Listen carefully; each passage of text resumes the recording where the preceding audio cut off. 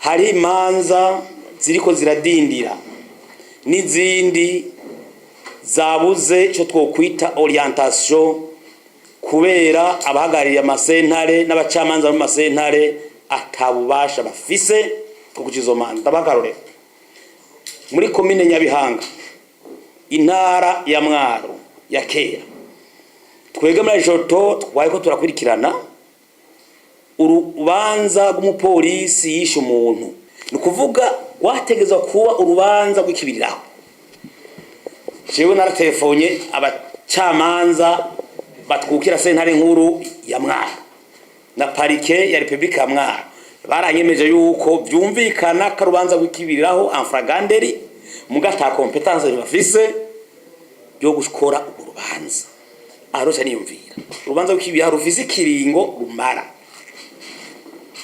sentare yafise ubasha competence Nyabihanga na parike ministere publique yo kwisezisa sentare ibiringo bimaze guhera. Birocha bigenda gute? Bigende gute? Abari mu nzego zo gutungana ntibishinge guhora ariko ntibara amategeko y'igihugu kariko arahonyangwa kandi ari cinzego z'igihugu zabashiriyeho bahembwa amera y'igihugu kugira batunganiza bene igihugu niba mu majuragirika. Akaroroje ubanda bakaroroka nk'uwo ari muri komine Gihanga ya kera, iyo sentare ya Gihanga y'intango ya kera, ubu harimo igice ca zone sentare y'intango ya Buringa. None nko gushikisa aho muri sentare y'intango ya Gihanga niyo baza guca imanza za sentare y'intango ya Buringa, barafise iyo competence ningo ya 12 mitegeko.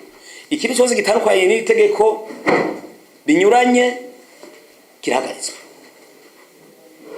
nukuvuga sentare itari ngaha itanditsa yarahagaritswe. Imanza zabaye ntabanduka, abene igihugu bajuragirika babuze abadishira mu ngiro, ntabahari abakora ibyaho no munsi habu ariko arabura abaprokirere no ministere publique n'amasentare n'abacamanza mu masentare bafite ubasha izo manza bazica. Nitubona muri ejoto irindira ryo gushaho inzego z'ubutungane kugira ngo nukurungika abacamanza mu masentare kugira ngo umwene igihugu abandanya atunganirizwa. Itegeko ni giza ryaragiyeho itariki 12 kwezi kwa gatatu ngo twabivuze umwaka wa 2026 mu gihugu cy'u Burundi yarisinye. Kushisa two turavugana iri tegeko ntirashirwa mu ngiro nkuko byagategezwa kuba rimeze. Atwagomba tubabwire tubamenyeshe impamvu. Turavye ingingo ya 12 iri tegeko ivuga yuko ibintu byose bitandukanye n'ingingo birahagaze, nukuvuga mu majambo make mu mategeko.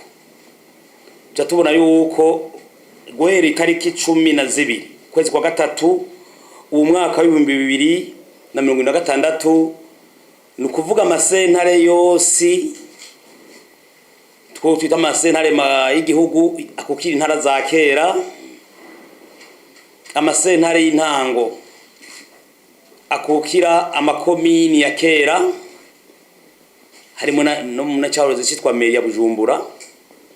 Nukuvuga ivyo bintu vyarahagaritswe n'amaparike ya Republika y'intara zahora zari 18 twongeye ko na zitatu z'amakomini atatu yahoze cyitwa meri ya Bujumbura, Mukaza, Ntahangwa na Muha, vyose vya isatu kuvuga itariki 12 ivyo abo masentare no maparike n'abo masentare y'intango mu mategeko nibikibaho.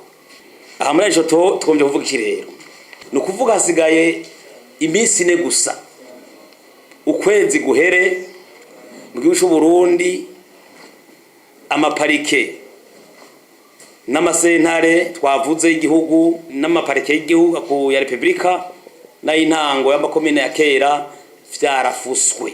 Mugabo tugatangara ukuntu ivyo vyafuswe n'ingingo kuva itariki ukwezi gomba gusaza imisi 14 bitakibaho bibandanya bikora bikakira bene igihugu babitura bagacimanza ndetse n'icyo twita ministère public amaparike agafata n'ingingo zo gufunga abantu no kubafungura kandi atawubasha bagifise mu byo twita competence judiciaire.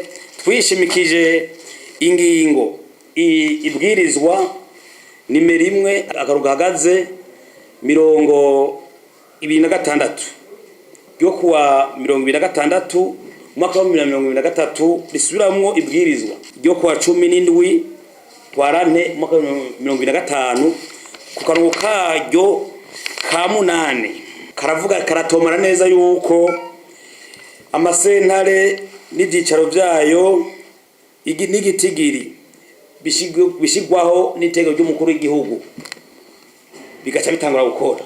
Aya masentare mashasha n'amaparike nta bacamanza n'abamagistra barigera bashigwayo kandi n'abazirongozi nshasha ntabahari. No kuvuga maja market twabatumeje muri ajeto yuko dukebure mushanje ubutungane, dukebure mushikiza mukuru wa sentare ntanyuzo baronda abanyamategeko babizi mu nzego zabo ingingo ziko zirafatwa n'ubutungane n'amaparike atandukanya yahora. Izo ngingo mbe bazozitwa ngwiki? Umwene gihugu yatsinze urubanza mu gihe yatsinze urubanza rogwanka rwo gwaciwe n'abantu badafitiye uburenganzira, mu gihe umuntu yapfunzwe agafungwa muri ikiringo amasentare ataraja kugira ngo amategeko yubahirizwe, ufunzwe hamwe ari kwitwara akitwarira igihugu n'abamufunze ko yafunzwe n'abantu kuri manda ya procureur cyangwa mu magisa adafise ubwo bubasha. Izo ni aho nta kosa izoba ririmwo.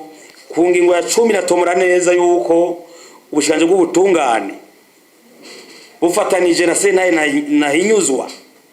Ku ngingo ya 10 baca batomora vyihuta bagashiraho n'ingingo merekeza kugira iri tegeko rije mu ngiro. Habuziki